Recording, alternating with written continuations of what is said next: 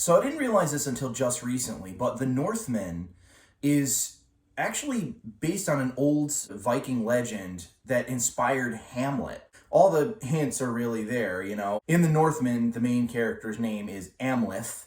Essentially, if you were to take the H in Hamlet and just move it to the end, Hamlet, Amleth, it's the same thing. So Billy Shakes definitely got his inspiration from this story. And I mean, in essence, it is the same story. The whole basic idea, you know, the usurped throne, the uncle kills the dad, takes the mother as his queen.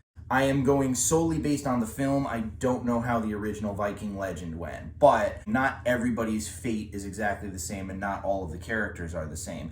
There's also a huge difference in that Hamlet was written in the kind of Judeo-Christian culture, you know, whereas this is straight up like Viking lore. For example, the character of Yorick is in this film. His name isn't Yorick.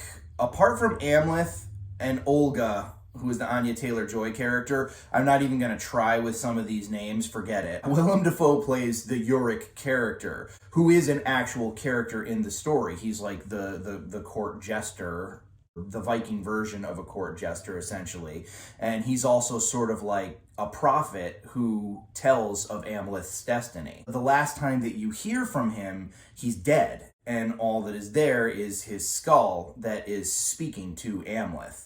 The biggest difference, frankly, between the two stories is probably just cultural, really. This is like mysticism and history mixed together, which is the way Vikings told, like their history was legend. There were gods everywhere. When you think about it, this is really the perfect type of story for Robert Eggers. I wouldn't call this a horror movie. I would call The Witch a horror movie, and I would call The Lighthouse a horror movie. However, all three movies share a similar theme, and that is that they are all mythological stories. And they are told from a very specific perspective. The Witch, it was the Puritans in New England. We are sinners in the hands of an angry God. The devil is running with the beast in the woods. He is everywhere. Don't leave your house at night because he's there and he will tempt you. And it makes for such a good horror film, but that's because what they believed was so horrific. That's why they were so, well, I mean, you know, messed up. The Witch treated that idea as though it were reality. Same thing with The Lighthouse, you know, except that was like sailor lore. There was a lot of Greek myths incorporated in it, some more obvious than others. You know, there was some imagery from like sirens, krakens, Poseidon. I mean, in my opinion, Lighthouse is the best, but that's another video. But yeah, The Northman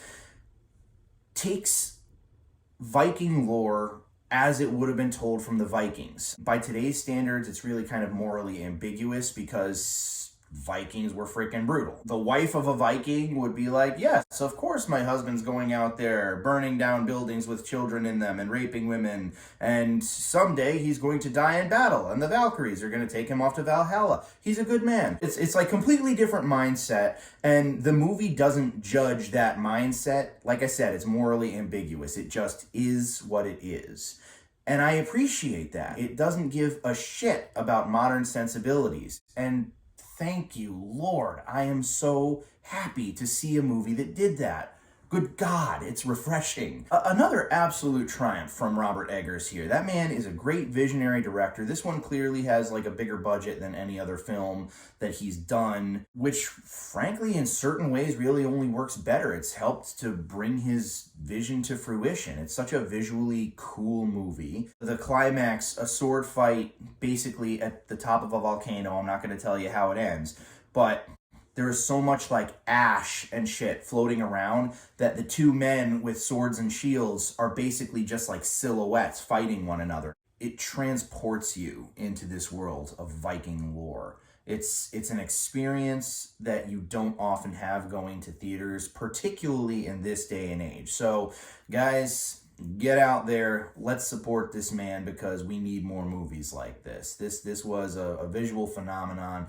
It was a relatively long movie, I think 2 hours and 16 minutes long, but that flew right by for me. I was just captivated from like the opening frame until the very end. All the actors were great. There was even like kind of a poetry to the way that they talked. It was just so freaking cool. I haven't seen anything quite like it before. It's not to say I've never seen a revenge story, but never one like told from this particular narrative. Very, very cool, very unique experience, and I highly recommend it. The only thing is, it's freaking brutal. You know, it's pretty Game of Thronesy in some parts, but I mean, that didn't really bother me all that much. Anyways, guys, The Northman, if you haven't seen it, has my fullest recommendation, and that's all she wrote.